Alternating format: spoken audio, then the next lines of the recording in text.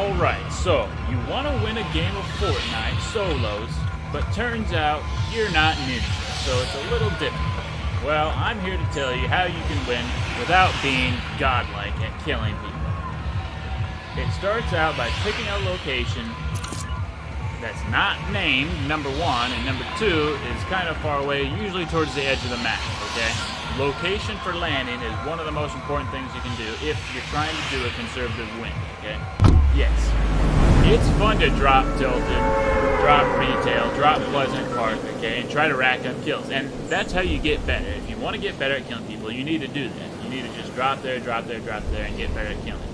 But if you actually want to come in and win a match, then this is how you do it. You pick a location that's not named, and a little bit far away from the action. So here's the location, top right. Before Risky Reels was in, after Season 4 update, it was a great place to land for a conservative start. And it's still pretty good because, look, a lot of people dropping Risky, but I doubt anyone lands here. No, it looks like no one else landed. It's kind of the point. But there's two houses right next to each other. Possibility of 3 chests in these houses, and you can get some decent loot from it. Make sure you're always collecting that material. You gotta have material for the enemy. It's huge. It's crucial. I really like to gather the wood that's in the houses, okay? All of these items just take one swing of your pickaxe and you get like 5 to 10 wood from each single thing. Alright, so I've looted that house completely. Go back and go to this other house. For a second I thought I heard something, but I think it was just that grenade launcher. Ooh, 6-finger grenade. They are nice. I do like them better than regular grenades. Alright, see how nice is it to just loot this house knowing there's no one else around. It's really nice, you know? You can loot this house and not get pumped in the head.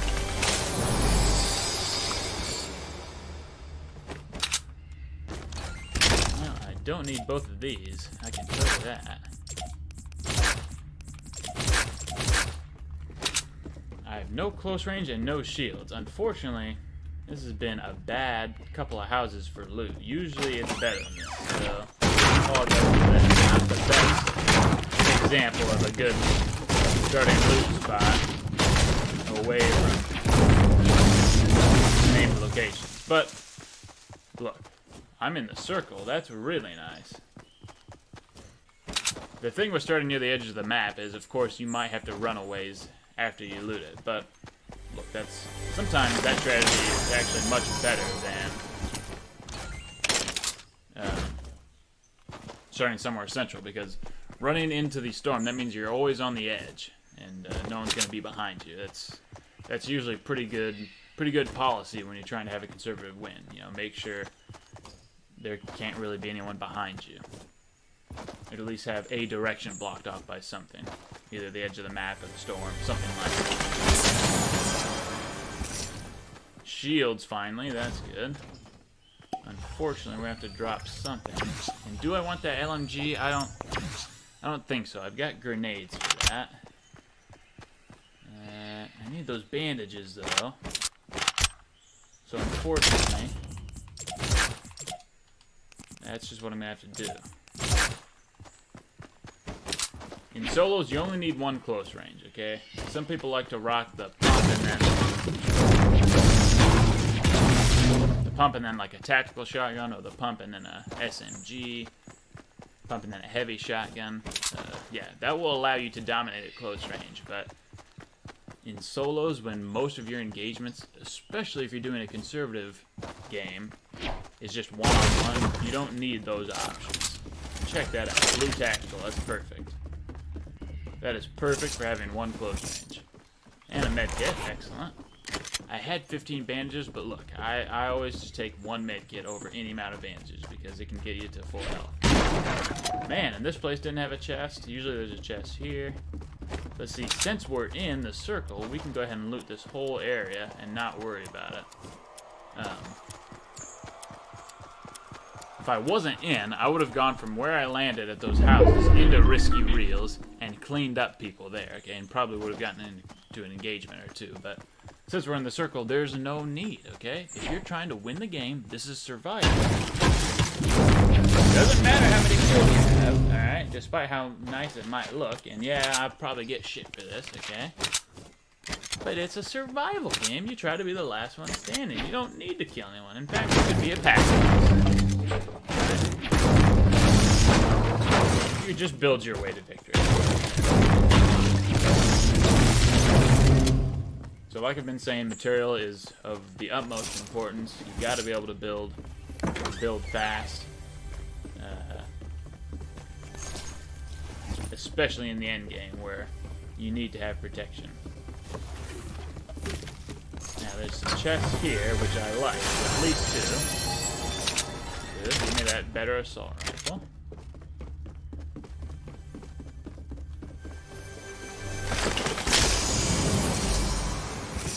Ooh, I like impulse grenades, but I've got 9 clinger grenades. What are they called? What the hell are they called? Yeah, clinger grenades. Okay. Oh, what the hell am I doing? Don't mind me, I'm just messing around. Can't really figure out what I'm doing. Good, more medium ammo. We don't need that. No chest up here, unfortunately. Okay, I think we've cleared it out, basically. So, let's get more material while we're at it. As you can see from my loadout, I usually tend towards, look, you have to have a close range. That's my blue tactical shotgun, and you have to have an assault rifle. You just do. And then I usually have either long range sniper rifle or hunting rifle for my third, or some sort of explosive for my third. So I call that slot the utility weapon. You know, something that does damage that is either explosives or long range probably. Could be minigun or LMG, you know. Could be hand cannon. I mean, whatever floats your boat. If you really like having too close range, and you can have too close range in an assault rifle. It's just what you like for that third option. But then having shields and healing on you is super important, especially mini shields. Okay, healing, you might be able to take the risk, especially if you have like a cozy campfire. You might be able to take that risk of not having healing and hoping that if you don't have it, whoever you kill does have some healing. But having mini shields on you is really important because, look, they only take 2 seconds to pop, and then you've got shields again. You know, you can use that mid-battle, whereas most healing and other shields, you can't use mid-battle, except for maybe a slurp juice. But here we are. Look, the first circle is just coming to close, and there's only 27 other people. Okay, that's what I'm talking about. That's how you get yourself into the end game, by just choosing the right location. Okay. I mean, look, Ninja and all the other pros are super fun to watch, and they've got skills that I and most of you will never have. Okay. That's why we watch them, because they're the best at what they do. Alright, we're not like that. We need to use everything we can, mostly strategy, to get us wins. Okay, I actually need to go in. What am I doing? I'm messing around. I'm talking instead of playing the game. We need to use strategy in our heads and staying the hell out of the way to get the win, okay?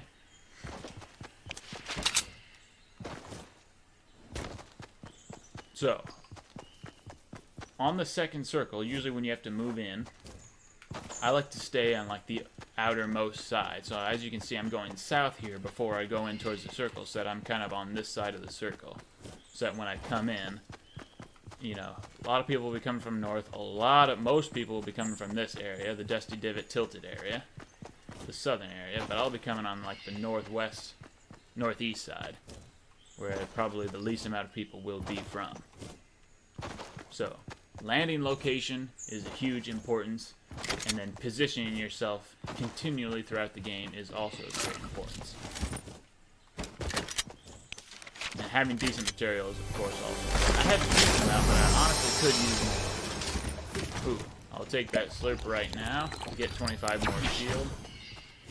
Slurp juice is okay, but I just usually find the best practice is just use it now if you can, and then that way you know you don't have to use it as one of your 5 slots. It's just not good enough to give a whole slot to, I feel like.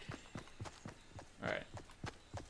Now look at this. So I've come in, and I could easily get into the circle, but the storm hasn't even started moving in yet. So you know what? I'm just going to chill out on the outside of the circle for a while and ride in the storm as it comes in. That way, having much more of a chance that no one's behind me. Okay, getting snuck up on, or, you know, getting shot upon by someone you don't know where they are, you know, usually means death to you, because you just don't have time to turn around and get shot, especially since the update in Fortnite when you die so fast. So again, positioning, super important. I don't need to move in yet, so why should I? These explosives could come in really handy if someone's going to build a fort too for the end game.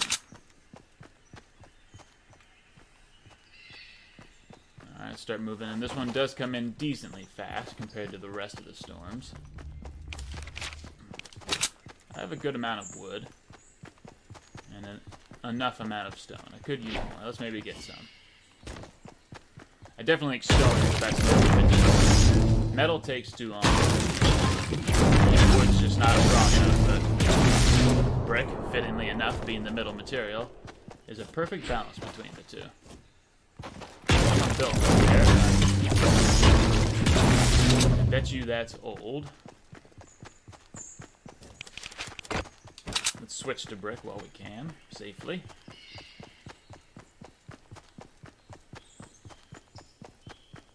Check this out. Someone died here. I'll keep the burst over the regular assault rifle. This was looted by someone, and someone might be up on this ridge up here. Look, this is a great position, this ridge, so I'm going to go ahead and push this position, I believe. Yeah, definitely. I need to make sure this is clear. So I'm going to initiate sneak mode and see if we can get up there. I didn't see any forts on top, but who knows?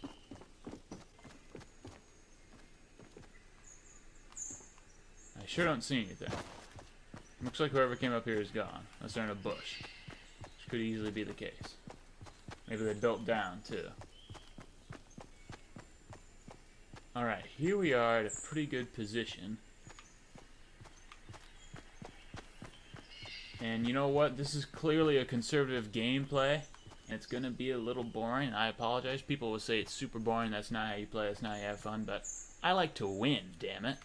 So I'm going to hide here. Using positioning. No need to go into the circle yet. And just wait it out. If anyone comes up from behind me, I'll be ready. If anyone for some reason is coming back towards outside of the storm, I'll be ready too. So, all we've done is run around and loot, unhindered by any opponents, and look, there's 8 people left, okay? This is how you get yourself to the end game. Now, granted, you're gonna have to kill most times. Yes, if you are elite at like building, you could win the game without killing. Or if you did the stupid skybridge strategy, you might luckily win. But that's if people at the end are stupid enough not to look up. Yeah, I would not trust that strategy. I've been completely conservative and passive here, but it's going to take something in the end game. Okay, these 8 people clearly aren't messing around. They're going to have good equipment. They're going to have better equipment than me. That's true. With this conservative approach, you won't have most likely better loot than your opponents, but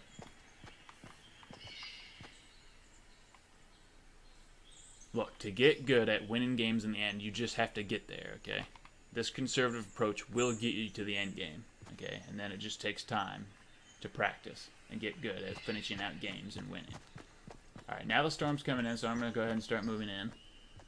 I sure haven't seen anyone. Might be someone in that fort over there, that wood fort.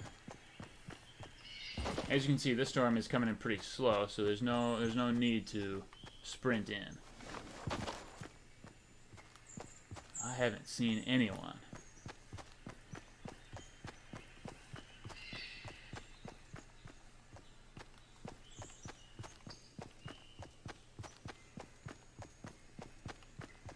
Do I build up right here, or do I go around to the side?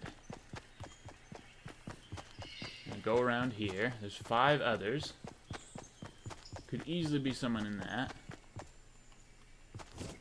But I'm in right here, so...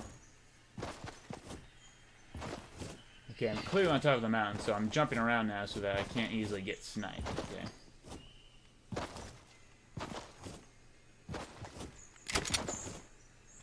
Doesn't seem to be anyone behind me. That's what I'm checking right now. I really don't want someone to be coming sneaking up behind me. There might not be anyone in that. I don't see any movement or anything. I think I would have seen that by now if there was. There's only 4 people left. And there doesn't seem to be anyone around me. The circle's still pretty big for only 5 people in the game. Oh, there's building there. In fact... Yeah, there's 2 people. So there's me and those 2. There's 3 of the 5. It looks like they're going to engage. So there's no reason to go over there. Oh, one's running away, it looks like. Real quick, I'm going to check this semi-truck, and sometimes there's a chest in the back, and let's see if maybe I could luckily get something. Nope, it was already taken. That's fine. Jeez. So, I think there's, yeah, 1, 2, 3 people over there. So there's only one other person out there. This guy's coming back this way.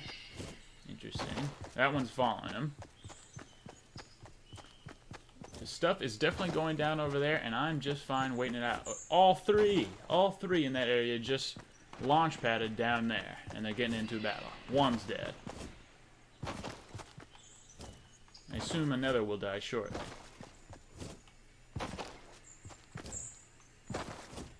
So, you know what? While they're messing around, and there's only one other person really in this vicinity. Oh, there's a launch pad right there. I'm going to get in and build while I can. Is there anyone in this?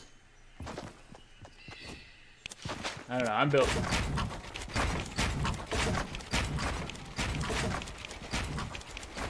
As you can see, I don't build one by ones.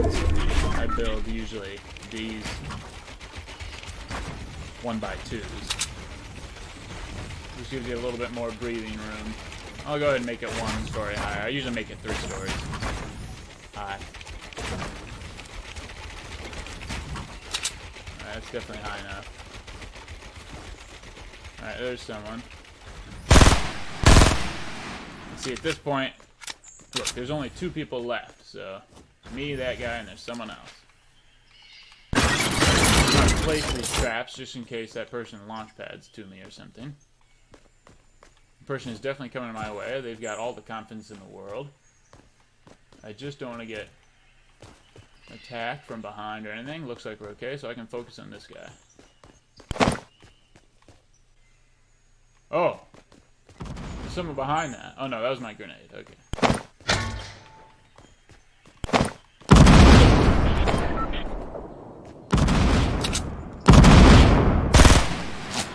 Oh! Alright, so there's the last guy. He's underneath that staircase where that gold stuff is.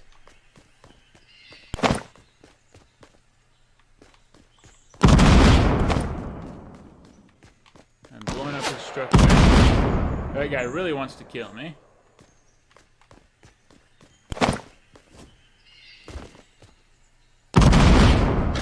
What? That should destroy his structure. Okay, there it goes. But I do not want to peek out because...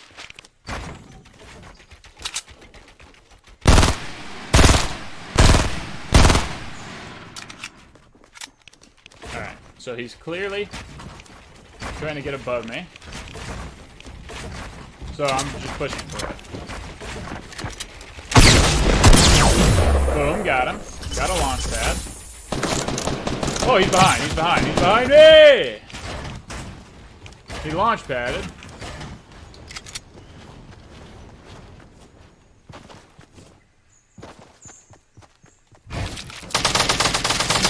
He doesn't know where I am.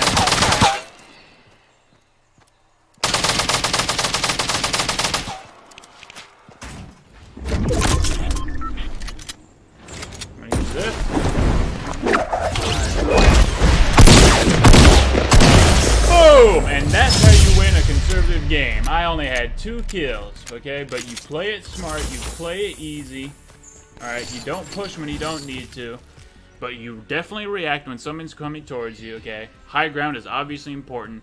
This guy was trying to come and get the high ground on me. It didn't look like I was doing anything in response, so he thought it might be a little bit easier. But look, I went to meet him. Luckily, I was quicker to the draw, killed him.